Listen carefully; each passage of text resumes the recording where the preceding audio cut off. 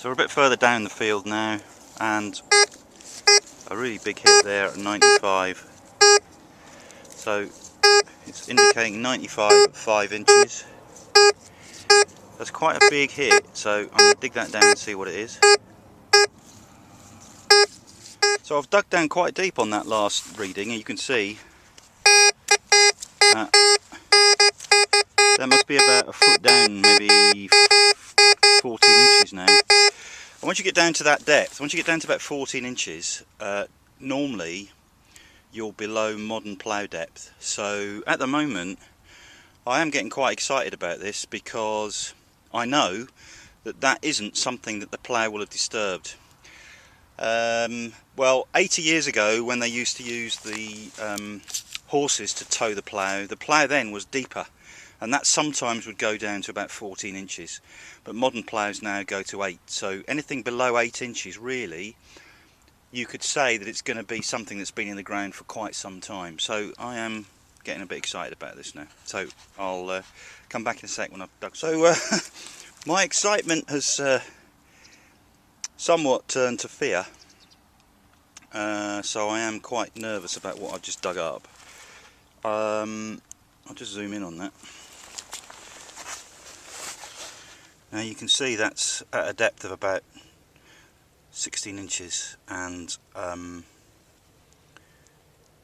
don't know an awful lot about these things, but being ex-military, I can tell you that that looks like some sort of munitions of some type. You can see on the very top there, it's been struck by the plough at some stage. There's a chunk missing out the top, and it goes down into the ground. So I'm just going to go and have a little think about what I'm going to do now, because this looks to me like it could be World War II munitions. There is a lot in this field and in fields nearby. I have dug up 50 caliber shells. Great Eastern the American Air Base at Great Eastern. Here, Paddy, I wouldn't stand too close, mate. Go on. Off you go, mate. Go on, off you go. Paddy, go on, push off. So as I was saying, there is an old American air base about 2 miles from here, going towards Great Dunmow, and I have dug up 50 caliber shells that the airmen used to throw out of the aircraft. If they were coming into land, rather than taking in live munitions, they'd throw them out in case the plane caught fire on landing, and you do find quite a few of them in the fields around here. And this may be something to do with that. However, I'm going to turn off now, make a couple of phone calls, and come back with... I may have to call the police on this one, but I'll make some phone calls. I know a chap who knows a lot about these things, and we'll see what he says. So I've just spoken to my contact on the phone, and what he thinks this could be is a World War II German incendiary device that old Fritzy dropped from his plane in an attempt to set the fields on fire, which they did regularly. The guy I've just spoken to knows quite a lot about munitions. He is ex-RAOC, and he says that this device, if what it is an incendiary device, it's not explosive. It has a small charge in it. If it's not gone off, it's because when it landed in the mud, it's gone down.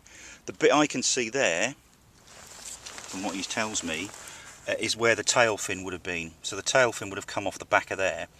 But the plough over the years has obviously ripped that off, because you can see where it's made contact with the metal. So there would have been a tail fin on there made of tin. So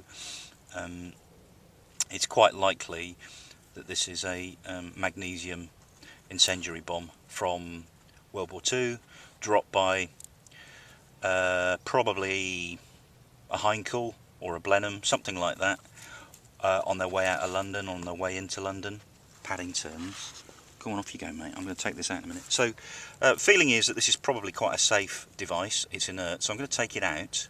Obviously, once I've got it out, I can assess it again, and then, if appropriate, I'll call the police, or we may decide that the nearest deep pond is a good place to get rid of it. Okay. So, I'm not going to film myself digging this out, so I'll come back when it's out.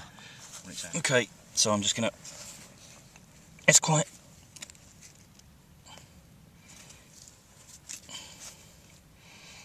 I can't move that much. I'll have to get my spade on it again. It's well in. Okay, I've dug a bit more away now, so you can see that, yeah, that is definitely looking like an incendiary device. That is definitely not a piece of farm machinery. That is, I would say, almost certainly a World War II German incendiary phosphorous bomb. They used to call these tile breakers because they're not that big, and when they dropped them on London or wherever, they'd land on the roof of buildings, smash the tiles, perhaps go through into the attic and then go off, and they'd subsequently set fire to the buildings. The Germans dropped a lot in the fields to set the crops on fire, so it may be that's what this was done. Because, well, there isn't a lot around here. It may have been there was some light on, the German saw as he was flying over, so he dropped it, or it could well be, it might have just been a young crew who actually didn't want to drop the bombs on houses and thought the best place to drop them was on the fields. You know, some of them did that. Okay, so I'm going to get this right out now. I'll lift it straight out because I've given it a good waggle and it is quite loose. Let's just get it straight out.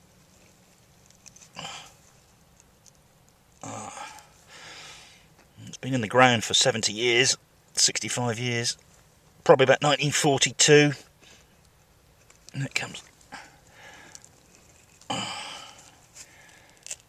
That's it, there it is. Okay, so there we are. So we can see there. What have we got on it? So this end here would have been the percussion end, and that end was where the tail fin was.